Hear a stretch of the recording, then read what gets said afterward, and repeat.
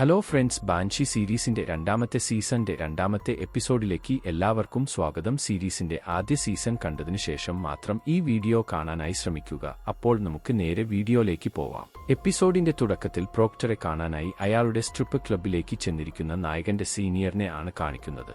അയാൾ അകത്തേക്ക് കയറി ചെന്നതും അവിടത്തെ ബാർ കൗണ്ടറിൽ ഇരിക്കുന്ന ജൂലിറ്റിനെ കണ്ട് ഓഫീസർ അവളോട് പ്രോക്ടർ അകത്തുണ്ടോയെന്ന് തിരക്കുന്നു. ജൂലിറ്റ് ഓഫീസറെ കണ്ടതും വേഗം തന്നെ അയാൾക്ക് പ്രോക്ടറുടെ മുറിയിലേക്കുള്ള വഴി കാണിച്ചു കൊടുക്കുന്നു.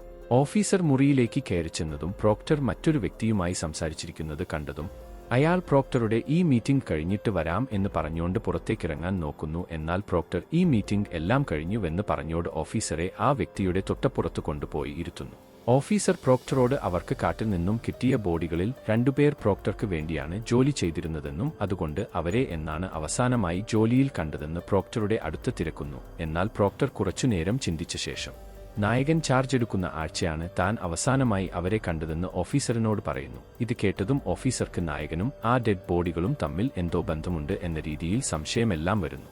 അവിടെ കട്ട് ചെയ്ത് പോലീസ് സ്റ്റേഷനിലേക്ക് വരുന്ന സിയോബിനെ ആണ് കാണിക്കുന്നത്. ഈ സമയം അവളുടെ പഴയ കാമുകൻ അവളെ മീറ്റ് ചെയ്യാൻ വേണ്ടി സ്റ്റേഷന്റെ പുറത്തേക്ക് വരുന്നു. സിയോബിനാണെങ്കിൽ അവനെ കണ്ട് ഞെട്ടിയതും തനിക്ക് പഴയ കാര്യങ്ങൾ ഒന്നും ഓർത്തെടുക്കാൻ വേണ്ടി താല്പര്യമില്ലെന്നും അതുകൊണ്ട് അവനോട് എത്രയും പെട്ടെന്ന് അവിടെ നിന്നും പോകാനായി പറയുന്നു. എന്നാൽ അവൻ തന്റെ പേരിലുണ്ടായ കേസെല്ലാം കഴിഞ്ഞുവെന്നും താനിപ്പോൾ മര്യാദയ്ക്കാണ് ജീവിക്കുന്നത് എന്നുമെല്ലാം സിയോബിന്റെ അടുത്ത് പറയുന്നു. എന്നാൽ സിയോബിനാവട്ടെ ഈ സംസാരത്തോട് തീരെ താല്പര്യം ഇല്ലാത്തതുകൊണ്ട് അവൻ പറയുന്നത് കാര്യമാകാതെ സ്റ്റേഷനിലേക്ക് കയറി പോകുന്നു. ഇതേ സമയം ഇവരുടെ ഈ സംസാരം സ്റ്റേഷനിലിരുന്നു നോക്കുന്ന നായകനെയും കോളിനെയും നമുക്ക് കാണാൻ സാധിക്കും. സ്റ്റേഷനിലേക്ക് വന്ന സിയോബിന്റെ അടുത്ത് നായകൻ അവന്റെ കാര്യത്തിൽ താൻ ഇടപെടണോ എന്ന് തിരക്കുന്നുണ്ടെങ്കിലും സിയോബിൻ അതെല്ലാം താൻ നോക്കിക്കൊള്ളാമെന്ന് പറഞ്ഞുകൊണ്ട് നേരെ തന്റെ ജോലി നോക്കുന്നു. അവിടെ കട്ട് ചെയ്ത് ക്യാരിയുടെ പേരിലുള്ള കേസ് ഹൈക്കോടതിയിലേക്ക് അപ്പീൽ ചെയ്യുന്ന ലോയറിനെയാണ് കാണിക്കുന്നത്. ലോയറുടെ അപ്പീൽ സ്ട്രോങ് ആയതുകൊണ്ട് ജഡ്ജി ക്യാരിക്ക് 30 ദിവസത്തെ ജയിൽ ശിക്ഷ വിധിക്കുന്നു. ക്യാരിക്കെതിരെയുള്ള ഈ തീരുമാനമെല്ലാം കണ്ട് നായകനും ഇതിൽ സങ്കടം തോന്നുന്നു. അവൻ കേസ് കഴിഞ്ഞ് കോടതിയിൽ നിന്ന് ഇറങ്ങിയതും ലോയറുടെ അടുത്ത് ഈ കേസ് വിഡ്രോ ചെയ്യുന്ന കാര്യത്തെപ്പറ്റി സംസാരിക്കാൻ നോക്കുന്നു. എന്നാൽ ലോയർ നായകനോടുള്ള ദേഷ്യം കാരണം അവന്റെ മുഖത്തേക്ക് ഒന്ന് പൊട്ടിച്ച ശേഷം നീ കാരണമാണ് ഈ പ്രശ്നം എല്ലാം ഉണ്ടായതെന്നും ഞങ്ങളുടെ കുടുംബം പോലും തകരാൻ കാരണം നീയാണെന്ന് പറഞ്ഞുകൊണ്ട് നായകന്റെ അടുത്ത് കയർത്തുകൊണ്ട് സംസാരിക്കുന്നു. അവിടെ കട്ട് ചെയ്ത് തന്റെ പഴയ കാമുകന്റെ കൂടെയുള്ള ടോക്സിക് ലൈഫിനെ പറ്റി ചിന്തിക്കുന്ന സിയോബിനെ ആണ് കാണിക്കുന്നത്. അവൾ അവനോടുള്ള ദേഷ്യത്തിൽ പോലീസ് സ്റ്റേഷനിലെ ഷൂട്ടിംഗ് പ്രാക്ടീസ് നടത്തുന്ന മുറിയിൽ ചെന്ന ശേഷം തന്റെ കയ്യിലുള്ള ഗൺ വച്ച് ലക്ഷ്യത്തിലേക്ക് മാറി മാറി വെടിവെച്ചുകൊണ്ടിരിക്കുന്നു. സിയോബിന്റെ ഈ മാറ്റം കണ്ടതും നായകൻ അവളുടെ അടുത്ത് ചെന്ന് ഇതിനെപ്പറ്റി സംസാരിക്കാനായി നോക്കുന്നു. എന്നാൽ സിയോബിൻ താൻ ആ കാലഘട്ടം മറക്കാൻ നോക്കുകയാണെന്നും അതുകൊണ്ട് അവന്റെ പഴയ പീഡനങ്ങളെ പറ്റിയൊന്നും ഓർമ്മിപ്പിക്കല്ലേയെന്നെല്ലാം നായകനോട് പറയുന്നു. അവിടെ കട്ട് ചെയ്ത് തന്റെ ഇറച്ചി ഫാക്ടറിയിൽ നിൽക്കുന്ന പ്രോക്ടറിനെ ആണ് കാണിക്കുന്നത്. ഈ സമയം പ്രോക്ടർക്ക് അലക്സിൽ നിന്നും ഫോൺ കോൾ വന്നതും പ്രോക്ടറുടെ തൊട്ട് പിന്നിലുണ്ടായിരുന്ന പശുക്കളെ നിറച്ച ട്രക്ക് അയാളുടെ കൺമുന്നിൽ വച്ച് പൊട്ടിത്തെറിക്കുന്നു.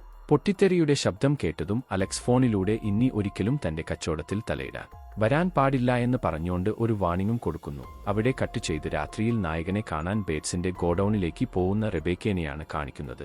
ഈ സമയം നായകനെ കാണാൻ പറ്റാത്ത വിഷമത്തിൽ അവൾ തിരിച്ചു പോകുന്ന നേരം അവിടെ മദ്യപിച്ചുകൊണ്ടിരുന്ന 3 പേർ അവളുടെ അടുത്ത് മോശമായി പെരുമാറാൻ നോക്കുന്നു. ഇതേ സമയം നോല അവന്മാരെയെല്ലാം അടിച്ചിട്ട ശേഷം റെബേക്കയെ ബോധം കെടുത്തി അവിടെ നിന്നും കൊണ്ടുപോക്കുന്നു. നോല റെബേക്കയെ കിഡ്നാപ്പ് ചെയ്ത കാര്യം അറിഞ്ഞതും അലക്സ് അവളോട് റെബേക്കയെ കിട്ടിയിട്ട് പ്രയോജനമില്ലെന്ന് പറയുന്നു. എന്നാൽ നോല ഇവൾ പ്രോക്ടർക്ക് വേണ്ടപ്പെട്ടവളാണെന്നും അതുകൊണ്ട് ഇവളെ വച്ച് പ്രോക്ടറുടെ അടുത്ത് വിലപേശാം എന്ന് അലക്സിനോട് പറയുന്നു. ട്രൈബിലെ മെമ്പർമാരെ തന്റെ വരുതിയിൽ നിർത്താൻ പൈസ ആവശ്യമായതുകൊണ്ട് അവനും തന്റെ സഹോദരി പറഞ്ഞ ആശയത്തിന് സമ്മതം മൂളുന്നു. അവിടെ കട്ട് ചെയ്ത റെബേക്കയെ അലക്സ് തട്ടിക്കൊണ്ടുപോയി എന്ന കാര്യം അറിഞ്ഞതും അവളെ രക്ഷിക്കാനായി നായകനോട് സഹായം ചോദിക്കുന്ന പ്രോക്ടറിനെയാണ് കാണിക്കുന്നത്. നായകൻ വേറെ നിവൃത്തിയൊന്നും ഇല്ലാത്തതുകൊണ്ട് ജോബിനെ വിളിച്ച് റെബേക്കയുടെ ലൊക്കേഷൻ ട്രേസ് ചെയ്യാനായി പറയുന്നു.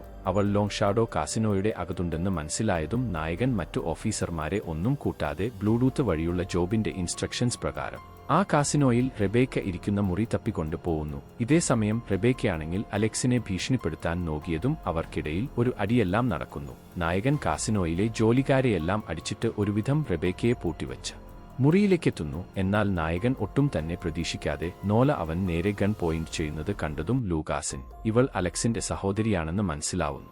നായകൻ താൻ ഇവിടെ പ്രശ്നം ഉണ്ടാക്കാൻ വന്നതല്ലെന്നും റെബേക്കയെ വിട്ടുതന്നാൽ ഈ കിഡ്നാപ്പ് കേസില്ലാതെ ഒതുക്കി തീർക്കാമെന്നൊരു ഓഫർ കൊടുത്തു നോക്കുന്നു. അലക്സിന് ഈ പ്രശ്നത്തിന്റെ കൂടെ ഒരു കേസ് കൂടി വന്നാൽ ശരിയാവില്ല എന്നറിയാവുന്നതുകൊണ്ട് അവൻ നായകൻ പറഞ്ഞ ഓഫർ പ്രകാരം റെബേക്കയെ അവന്റെ കൂടെ പറഞ്ഞേക്കുന്നു. മുഖത്തു നിന്നും ചോര വാർന്നിട്ടും ലൂക്കാസ് തന്നെ രക്ഷിക്കാൻ വന്നത് കണ്ട് റെബേക്കയ്ക്ക് അവന്റെ അടുത്തുള്ള സ്നേഹം വീണ്ടും കൂടുന്നു. അവിടെ കട്ട് ചെയ്ത് നായകൻ റെബേക്കയെ പ്രോക്ടറുടെ അടുത്ത് കൊണ്ടാക്കുന്നതാണ് കാണിക്കുന്നത്. ഈ സമയം പ്രോക്ടർ നായകൻ പോകാം നേരം അവനോട് കാസിനോയിലെ മോഷണത്തെ പറ്റി പറയുന്നുണ്ടെങ്കിലും നായകൻ അതൊന്നും കാര്യമാക്കാതെ അവിടുന്നും പോകുന്നു. അവിടെ കട്ട് ചെയ്ത് രാത്രി തന്റെ വീടിന്റെ പുറത്തുള്ള പൂളിൽ കാമുകിയോടൊപ്പം റൊമാൻസ് ചെയ്യുന്ന അലക്സിനെയാണ് കാണിക്കുന്നത്. ഈ സമയം പ്രോക്ടർ അവൻ കൊന്നുകളഞ്ഞ പോത്തിന്റെ ഇറച്ചി കൊണ്ടുവന്ന് അത് നേരെ അവർ കുളിക്കുന്ന പൂളിലേക്കിടുന്നു. കൂടാതെ പ്രോക്ടർ ഇനി തന്റെ നേരെ വന്നാൽ പോത്തിന്റെ ഇറച്ചിക്ക് പകരം നിന്റെ ഇറച്ചി ഈ പൂളിൽ വീഴുമെന്ന് പറഞ്ഞുകൊണ്ട് അലക്സിന് ഒരു ഉപദേശവും കൊടുക്കുന്നു. ലോയർ കോടതിയിൽ ക്യാരിക്കെതിരെ കൊടുത്ത കേസിൽ ക്യാരിയെ 30 ദിവസത്തെ ജയിൽ ശിക്ഷയ്ക്ക് വിധിച്ചതുകൊണ്ട് നായകൻ വേറെ നിവർത്തിയില്ലാതെ അവളെ ബാൻഷിയിൽ നിന്നും 200 മൈൽ ദൂരെയുള്ള ജയിലിൽ കൊണ്ടുപോയി ആക്കുന്നു. അവിടെ കട്ട് ചെയ്ത് കുളി കഴിഞ്ഞതും തന്റെ കാരവാനിൽ വച്ച് മൂടിയുണക്കുന്ന സിയോബിനെയാണ് കാണിക്കുന്നത്. ഈ സമയം അടുക്കളയിൽ നിന്നും എന്തോ ശബ്ദം വരുന്നത് കേട്ട് അവൾ നേരെ വാതിൽ തുറന്നു നോക്കുന്നു. അവിടെ തന്റെ പഴയ കാമുകൻ നിൽക്കുന്നത് കണ്ടതും അവൾ അവനോട് ഇറങ്ങിപ്പോകാനായി പറയുന്നു. എന്നാൽ കാമുകനാവട്ടെ മദ്യപിച്ചോണ്ട് പഴയതുപോലെ നമുക്ക് ജീവിക്കാം എന്ന് സിയോബിന്റെ അടുത്ത് സ്നേഹത്തോടെ പറയുന്നു. എന്നാൽ സിയോബിൻ അവൻ പറയുന്നതൊന്നും കേൾക്കാൻ കൂട്ടാകാതെ തന്റെ കയ്യിലുള്ള തോക്ക് അവൻ നേരെ ചൂണ്ടിക്കൊണ്ട് ഇറങ്ങിപ്പോകാൻ അവനോട് ദേഷ്യപ്പെട്ടുകൊണ്ട് പറയുന്നു. സിയോബിന്റെ സംസാരം ഇഷ്ടപ്പെടാതെ വന്ന കാമുകൻ അവളെപ്പറ്റി മോശപ്പെട്ട രീതിയിൽ സംസാരിച്ച ശേഷം അവിടെ നിന്നും ഇറങ്ങിപ്പോകുന്നു. അവിടെ കട്ട് ചെയ്ത് അന്ന് രാത്രി സിയോബിൻ ഡ്യൂട്ടിക്ക് വരാത്തത് കണ്ട് നായകൻ നേരെ സിയോബിൻ താമസിക്കുന്ന സ്ഥലത്തേക്ക് ചെല്ലുന്നു. അവൻ വിഷമിച്ചിരിക്കുന്ന സിയോബിനെ കണ്ടതും അവളോട് വിഷയത്തെപ്പറ്റി തിരക്കുന്നു.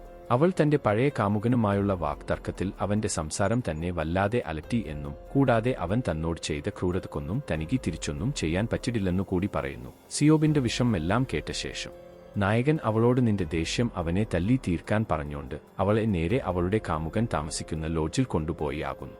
സിയോബിൻ നേരെ ചെന്ന് മുറിയിൽ കയറിയ ശേഷം അവനെ തന്റെ ദേഷ്യം തീരുന്നത് വരെ തല്ലുന്നു. ഇതേസമയം ലോയർ ക്യാരി തന്നെ വഞ്ചിച്ച കാര്യം ഓർത്ത് പ്രോക്ടറുടെ സ്ട്രിപ്പ് ക്ലബിലെ ഒരു ലേഡിയുടെ കൂടെ മദ്യപിച്ചോണ്ട് റൊമാൻസ് ചെയ്യുന്നതും കാണിച്ച് ഈ എപ്പിസോഡ് ഇവിടെ വച്ച് അവസാനിക്കുന്നു. സീരീസിന്റെ ബാക്കി വീഡിയോസിനായി ചാനൽ മറക്കാതെ സബ്സ്ക്രൈബ് ചെയ്യുക.